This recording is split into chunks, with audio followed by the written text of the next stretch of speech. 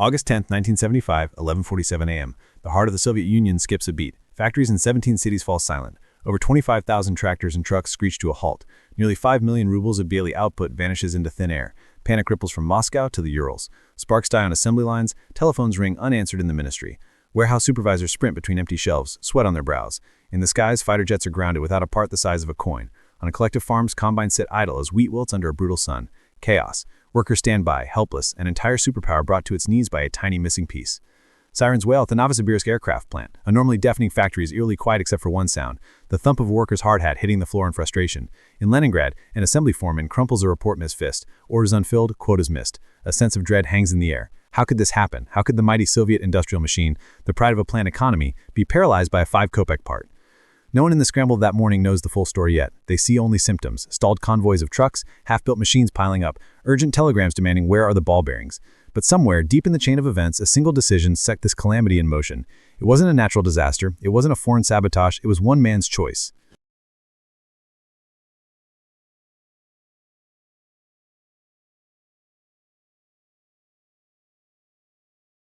But few people know that this disaster began with the decision of just one man, a man who never intended harm, yet whose choice ignited a domino effect.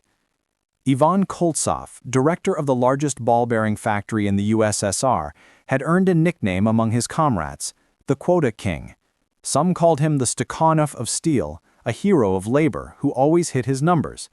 He wore his gold Hero of Socialist Labor star on his lapel with pride. Koltsov was celebrated for making his factory beat production targets by 120% year after year. To the central planners in Moscow, he was a genius. To his workers, he was a taskmaster. To history, he would be the unwitting architect of collapse. Ivan didn't mean to nearly destroy his world. In fact, he thought he was saving it, or at least saving his factory's reputation. He didn't plan to starve villages or halt tank production. He planned to fulfill the 5-year plan, yet his specific decision triggered the catastrophe unfolding on that August day. The fatal decision was scribbled in red ink on a production order one late winter night. Ivan Koltsov hunched over his desk under a single lamp, reviewing the quarterly quota. The ministry demanded 500 tons of ball bearings by year's end, a hefty target. His plant made bearings of all sizes, from tiny precision pivots to hulking railway bearings. That night, Koltsov tapped his pen and made a choice. We will produce only the heaviest bearings. One stroke of a pen, one change in the output mix. It seems so innocuous. He had reasoned it out. Production quotas were measured in weight, tons of output. Not units, not usefulness, just tons of metal. If Moscow wanted tonnage they would get. Making small bearings, the kind that go into farm tractors, medical equipment, or aircraft instruments, would barely move the scale. Why bother with those fiddly little pieces? Koltsov's factory would focus on the big ones, the giant bearings for rail cars and heavy machinery, the kind that could be churned out by the ton. On paper, the plan looked brilliant. He'd meet the quota easily, maybe even exceed it and secure another medal, another bonus. One man's shortcut to glory. He had no idea he was creating a steel bottleneck that would choke an empire.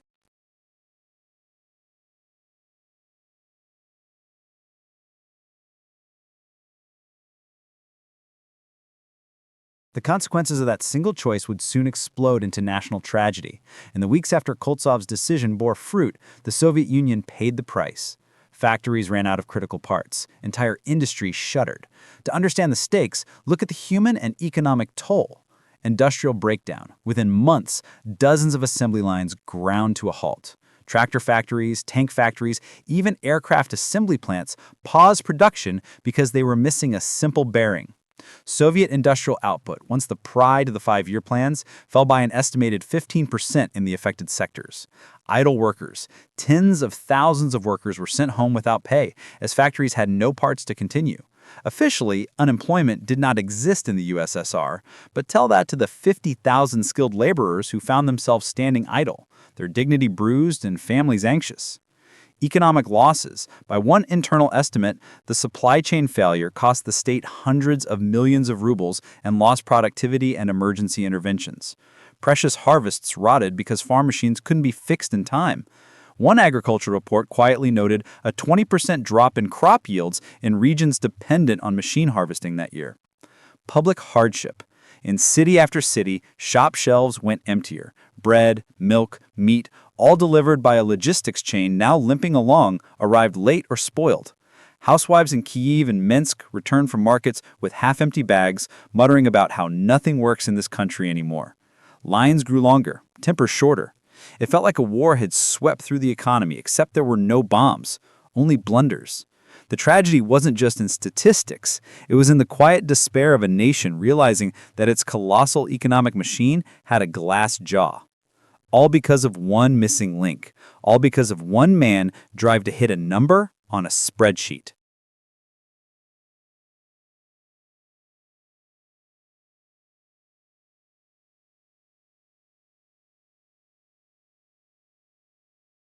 To understand how we got here, we must step back to the era of optimism, the 1950s and 1960s, the boom times of Soviet industry.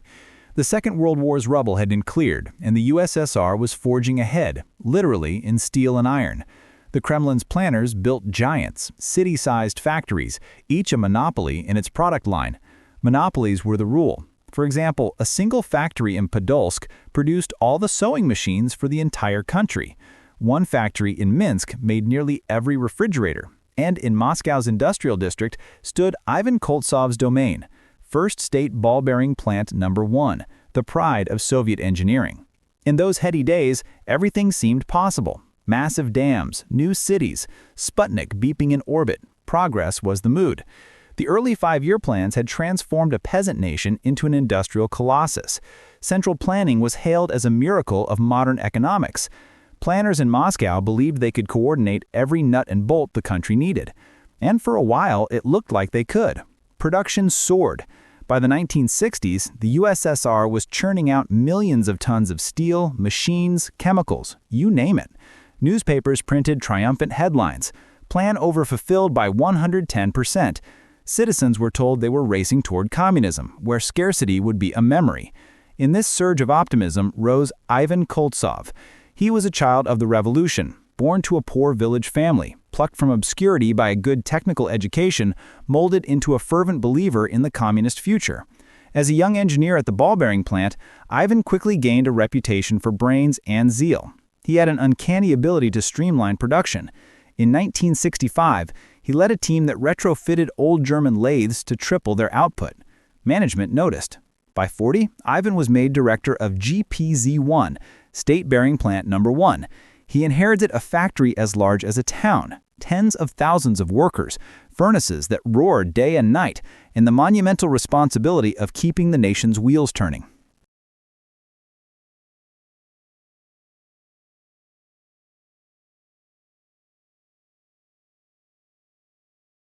Koltsov basked in the glow of the boom era. Under his leadership, the plant hit record numbers. There was an intoxicating sense of mission. We are building the future. Each quarter, Koltsov proudly reported higher tonnage of bearings shipped out. He was lauded at party congresses as an exemplar of the new Soviet man. He gave speeches about how one factory can fortify a whole country. And indeed, from tanks to tractors, from cars to combine harvesters, everything with moving parts relied on the output of Koltsov's plant. This extreme centralization was seen as efficient at the time. Why waste resources on duplicate factories when one big plant could do it all? It was the logic of the era, and it seemed unassailable. Everything seemed perfect.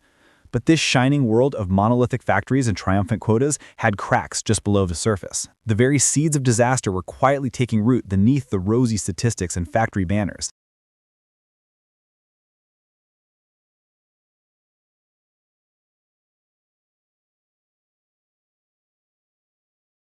Ivan Koltsov's great innovation did not involve new technology. It was a revolution in accounting. One evening in 1974, facing ever-rising production targets, Koltsov had an insight. What if meeting the quota could be made easier? His big idea was simple, perhaps too simple. Prioritize the heaviest products to maximize tonnage. In the clockwork of central planning, this was almost a hack, a cheat code. But to Ivan, it felt like genius.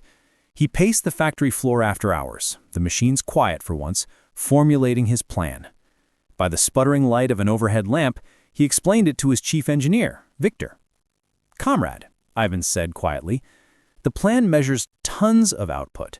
Not pieces, not varieties, just weight. So why not give them weight?" Victor wiped his oily hands and frowned, catching on. "You mean focus on the big sizes only?" Ivan nodded, eyes gleaming.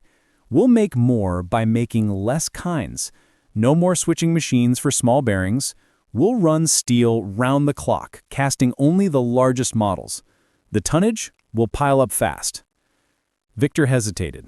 "But what about the orders for smaller parts? The tractor factory in Kharkov needs the 20-millimeter bearings. The hospitals need the tiny ones for dialysis pumps." Ivan raised a hand. "We'll meet some of those orders, of course," he lied, to ease his friend's worry. Then Ivan leaned in, voice low and determined. "Our duty is to fulfill the plan. If Moscow says 500 tons, we deliver 500 tons. Let someone else worry about how to distribute it." In that moment, the chief engineer felt a chill. He knew those someone else who had to worry would be factories across the country. But Ivan was his boss, and a hero of socialist labor at that. So Victor merely nodded. The decision was made.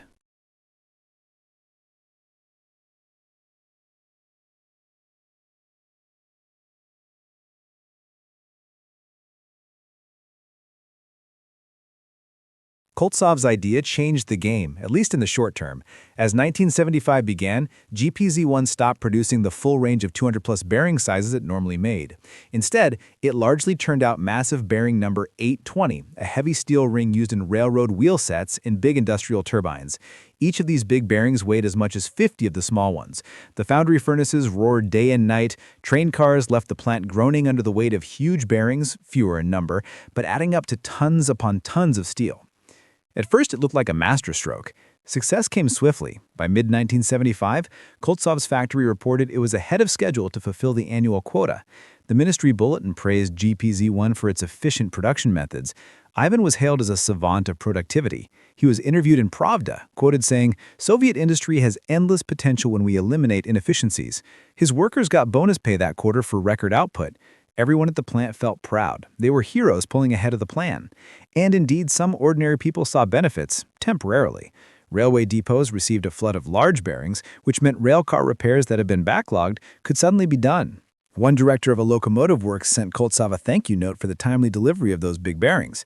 The short-term metrics all flashed green. It seemed Ivan's bold idea had produced more steel, more output, more success for socialism. For a moment, Koltsov was a genius in the eyes of the state. Factories across the country were being urged to innovate and follow such examples. The Soviet system lauded those who could meet or exceed plan by any means necessary. If Koltsov could crack the code, others could too. He became a minor legend in planning circles. But like a bubble that expands just before it pops, this triumph was hollow. Ivan's factory was making the numbers, but not making the right parts. A silent undercurrent of trouble was forming far from Moscow and the places that counted on those now neglected small components. The quota king had his crown, for now. The reckoning was coming.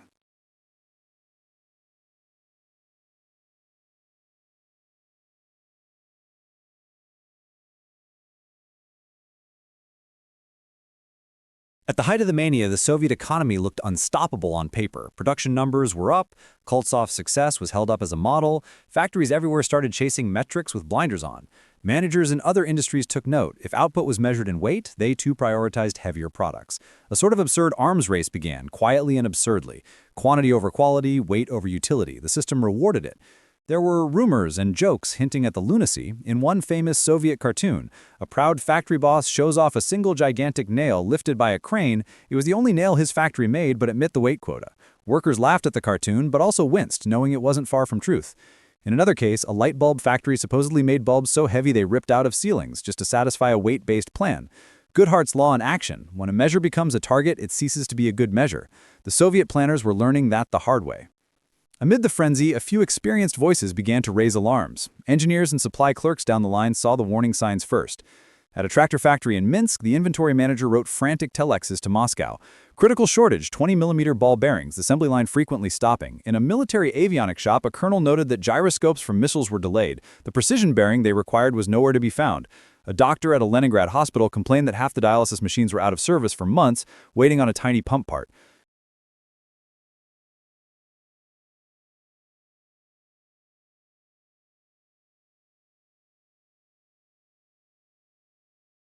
These warnings trickled up the bureaucracy slowly, often ignored. Who in Moscow would dare question GPC-1's stellar output figures? One junior official at Gosplan, the State Planning Commission, privately confided to a friend that he was worried, "We have tons of the wrong stuff and none of what we need," but his superiors shut him down. The senior planners, sitting atop their paper empire of production statistics, dismissed the murmurs as local distribution problems or blamed the factories for inefficiency. The plan was sacrosanct, and the numbers looked dazzling. Why mess that up? Ivan Koltsov certainly wasn't listening to any naysayers. Flushed with victory, he ignored the growing stack of backorder requests piling up on his own desk, orders for the small bearings his plant was supposed to deliver.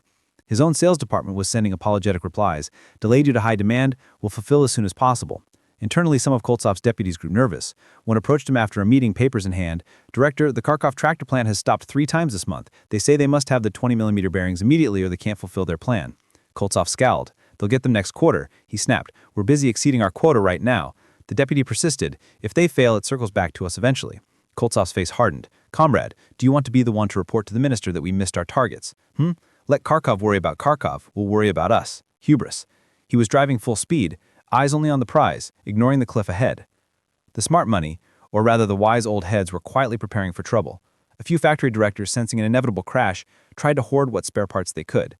Black markets whispered of shortages coming, but these were isolated actions. Nationally, the machine was still rushing forward, oblivious to the red lights flashing on the dashboard. The quota bubble was about to burst. The plan was about to violently collide with reality.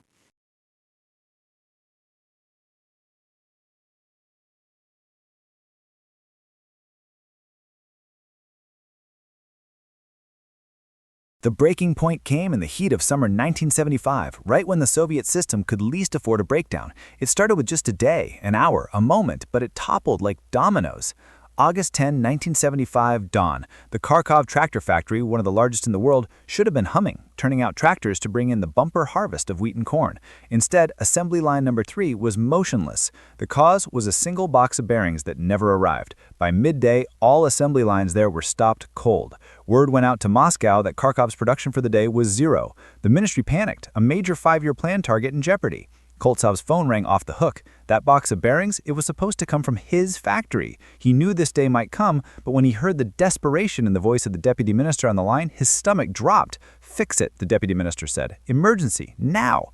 Koltsov ordered immediate shipment of whatever small bearings were in stock, but it was a drop in the bucket. Years of focusing on heavy output meant the pipeline was empty for the little parts. Factories all over the USSR had been burning through their inventories, trusting that GPZ-1 would refill them. Now, nothing was coming. What happened next was a cascade, a tightly coupled system coming apart at the seams. First domino, the Kharkov tractor factory missed its quotas and halted operations. Second domino, no new tractors meant farms across the Soviet Union couldn't replace or repair broken equipment. Third domino, with harvesters and tractors breaking down and no spare bearings to fix them, the harvest itself was imperiled. Crops lay in fields, vulnerable to rot and rain. Fourth domino, food processing plants received less raw grain, grocery depots received less flour, bread shortages loomed in some cities. Fifth domino, it didn't stop at agriculture. Any factory needing those small bearings had to stop. A major truck plant in Minsk went idle. A tank factory in the Urals halted assembly of new tanks for the army due to one missing part in the gearboxes. The mighty Soviet military-industrial complex was brought to its knees by something you could hold in your hand.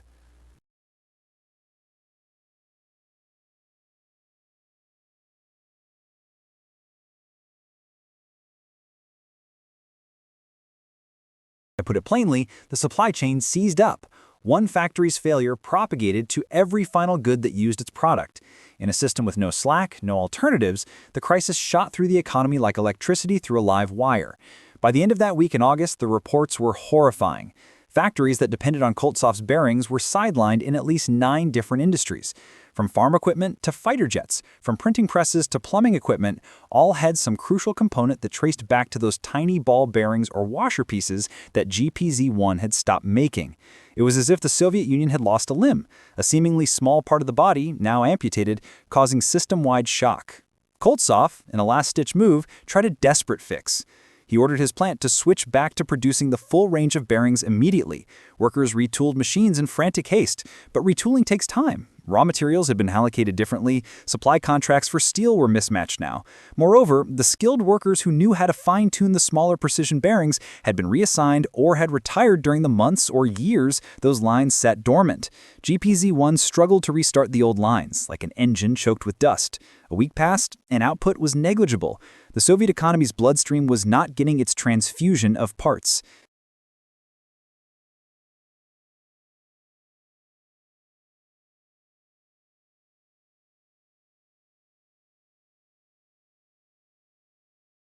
By early September, the USSR was in a full-blown supply chain crisis. The newspapers did not report the whole truth. They spoke of temporary difficulties and distribution problems, but everyone on the ground felt it. Technicians scoured junkyards for salvaged bearings to keep machines running. The Minister of Defense furiously demanded answers as tank production fell behind schedule. The Minister of Agriculture watched in despair as weather reports hinted at early autumn rains that would destroy whatever crops were still unharvested in the fields. A system that prided itself on ironclad planning was thrown into chaos by a tiny steel ball in a toothed washer. The climax had arrived. The Soviet Union, a nuclear-armed superpower, was brought low by something so small a child could swallow it. Amid the macroeconomic catastrophe, it's easy to lose sight of the individual lives devastated. But history is not just charts and memos. It's people like Nikolai, Oleg, and Valentina, ordinary Soviet citizens who paid the price for this colossal blunder. Nikolai Antonov, a veteran assembly line mechanic at the Minsk truck factory, took immense pride in his work. He had spent 20 years building the robust MAZ trucks that hauled goods across the USSR. When the bearing shortage hit, Nikolai's production lines stopped. Day after day, he and his colleagues came to work and found nothing to do. No parts, no assembly, just silence. At first, management had them repaint equipment and sweep floors to pass the time. But weeks dragged on. Nikolai's sense of purpose drained away. He brought home half his normal pay. His teenage son asked, "Papa, are they going to close the factory?" Nikolai had no answer. One evening he discovered a coworker, a father of 5, had hanged himself in the factory restroom, unable to cope with the shame and fear of a factory with no future. Nikolai himself fought off despair as he waited day after day for a crate of parts that never came.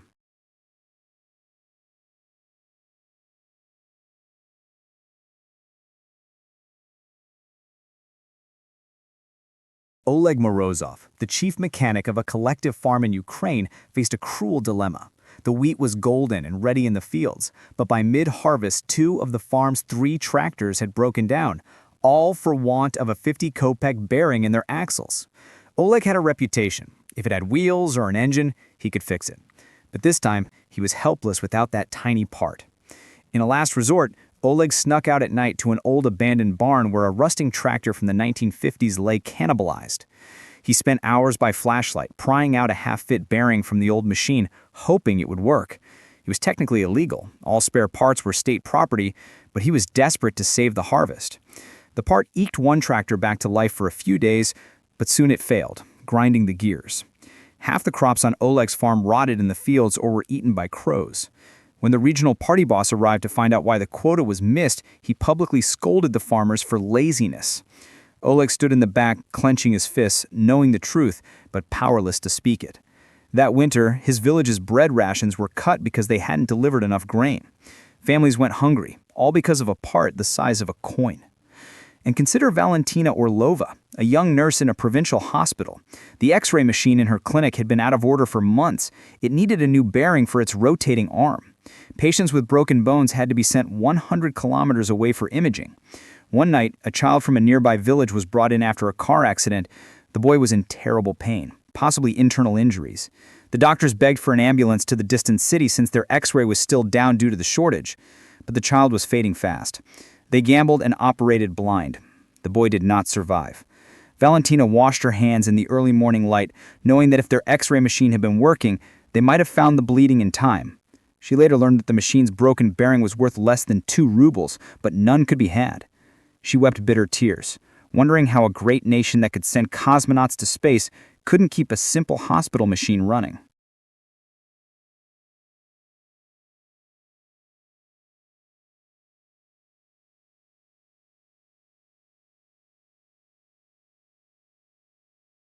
These stories were repeated in different forms 1,000 times over. A machinist in Perm who lost his job and turned to drink. A group of sailors in Odessa stuck on shore because their ship's engine repair was delayed. A student in Siberia who couldn't get to university on time because trains were canceled for lack of working locomotives. The human cost of the supply chain crash was immeasurable. In stress, in sorrow, in dashed hopes. Behind every statistic of output decreased was a face like Nikolai's, Oleg's, Valentina's.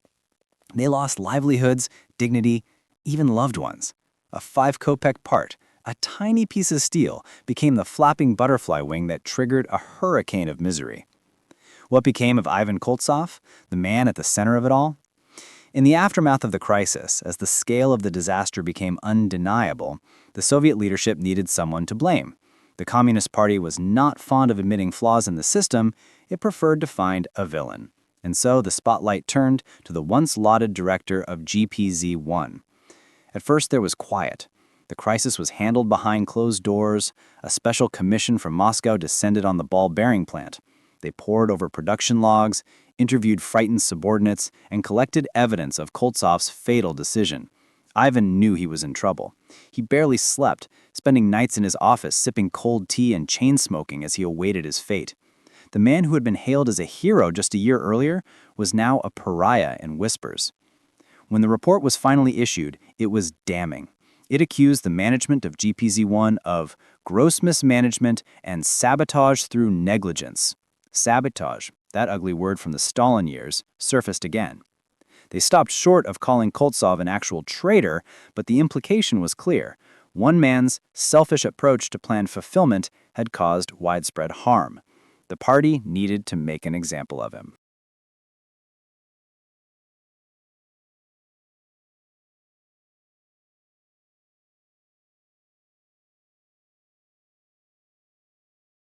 Koltsov was unceremoniously fired from his position. In a terse announcement in Pravda, it was stated that Comrade I.K., director of a machine parts factory, has been removed for failure to properly carry out his duties. His Hero of Socialist Labor Medal, the one he so proudly wore, was revoked in secret. Unlike the show trials of an earlier era, Koltsov did not face a public trial or gulag. The mid-1970s USSR handled the centers more quietly. He was disgraced and sidelined. Local whispers say Koltsov was reassigned as the deputy manager of a tiny ball bearing workshop in a backwater town in Siberia, essentially exiled within the country. Once in charge of 30,000 workers, he now oversaw maybe 300. It's said that when he arrived, the local workers treated him with a mix of awe and scorn. Awe to his former glory, scorn at the disaster linked to his name. Someone shocked 50 tons on the wall of the workshop the day he started, mocking the quota he'd chased. It was quickly scrubbed away, but the message lingered. Koltsov himself? Those who knew him later recalled a broken man. The arrogance drained out of him. He rarely spoke of Moscow or quotas again. Instead, he grew quiet, taking solace in mechanical tinkering in his free time. An anecdote floats around. One day, a young engineer at the Siberian workshop complained about a production target. Koltsov supposedly gave a bitter laugh and said, "Be thankful they ask for pieces and not kilos." It was as close as he came to admitting his folly.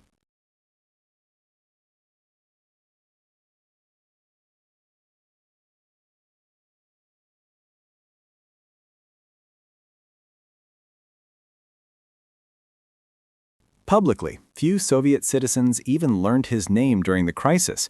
The state-controlled press never fully detailed what went wrong. But workers across the USSR had their own version of the story. Koltsov became an unsung cautionary tale, spread in factory gossip and worker to worker. People knew that some fool's obsession with numbers had starved the system. They spat his name in anger in the halls of factories, or what they guessed his name to be. That idiot at the bearing plant became a stand-in for all that was wrong with the bureaucratic system.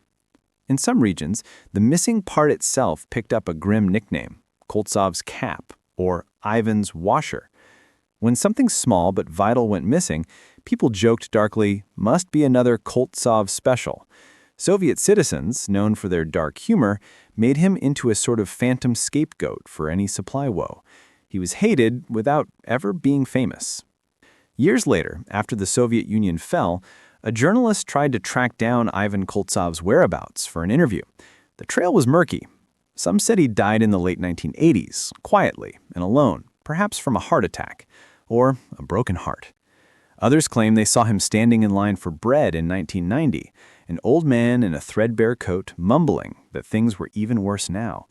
One apocryphal story even claims that in his final days, Koltsov wandered into a factory floor and tearfully apologized to the workers for ruining everything, though this story is likely embellished folk memory. In the end, the man who triggered the collapse faded into obscurity. No statues would ever honor him, thankfully. But in a way, Koltsov's fate was shared by the system he served. The system, too, would soon be fired, dismantled, and left on the ash heap of history for its failures.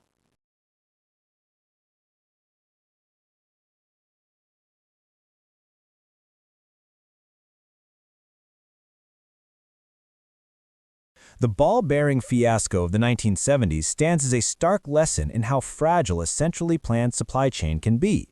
One small error, one incentive misaligned, and an entire superpower stumbled. The legacy of this event was a deep scar on the Soviet economy and psyche. It highlighted the absurdity of a system that valued hitting numerical goals over using common sense.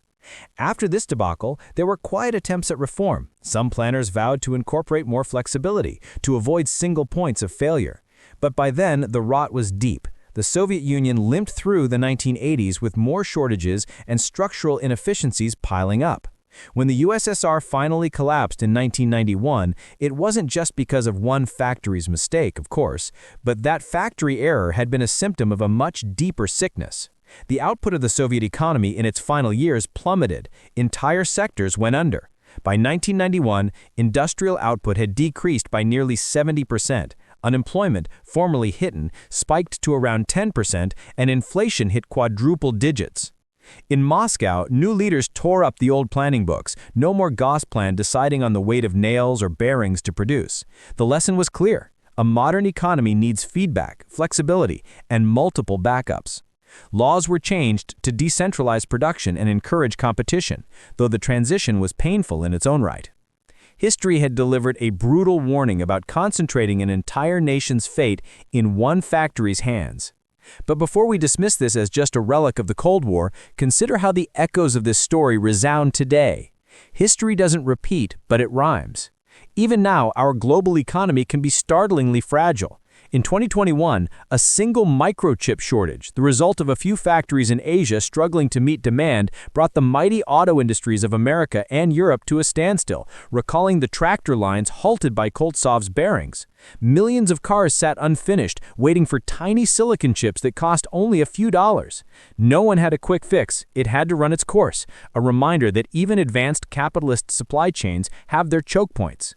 In another example, one cargo ship, the Ever Given, got itself stuck in the Suez Canal and single-handedly blocked $9.6 billion of global trade per day.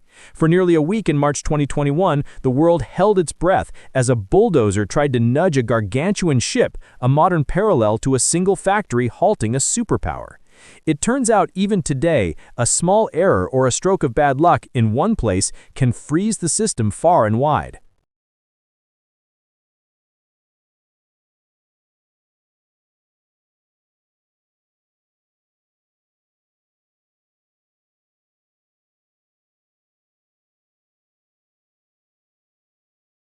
We also see parallels in finance and technology. Consider the cryptocurrency crashes, where one algorithmic flaw or one firm's collapse cascades through the system, like one failed node causing widespread panic. Or consider how a shortage of something as banal as shipping containers in 2020 caused ripple effects in prices and availability of goods worldwide. The names and technologies change, but the pattern remains. A chain is only as strong as its weakest link. The story of Ivan Koltsov and the Soviet supply chain crash is a cautionary tale about hubris and system design.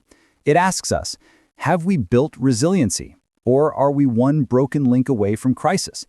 In an age of just-in-time delivery and globalized single-source suppliers, we do well to remember that tiny hinges can swing very large doors, or jam them shut. As we conclude this dramatic tale, take a moment to look around your own world. From the phone in your hand to the food on your plate, countless supply chains hum in the background of your life. They seem invisible until they break. The Soviet Union learned this in the hardest way imaginable. Let's hope we've learned something too. History doesn't repeat itself, but it sure does rhyme. The past has spoken. Will we listen? Thank you for watching. If this deep dive into history's industrial mystery intrigued you, please hit the like button and subscribe for more stories of fortunes, follies, and lessons from the past. Ring the bell so you won't miss the next saga where a single decision changed the world. Until next time, remember, the devil is in the details, and sometimes so is destiny.